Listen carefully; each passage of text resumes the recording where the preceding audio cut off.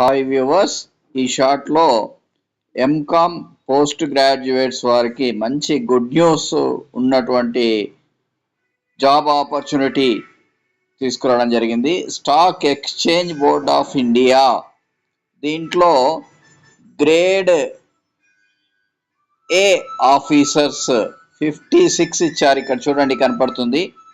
దీనికి masters degree only MCom ఉంటే సరిపోతుంది.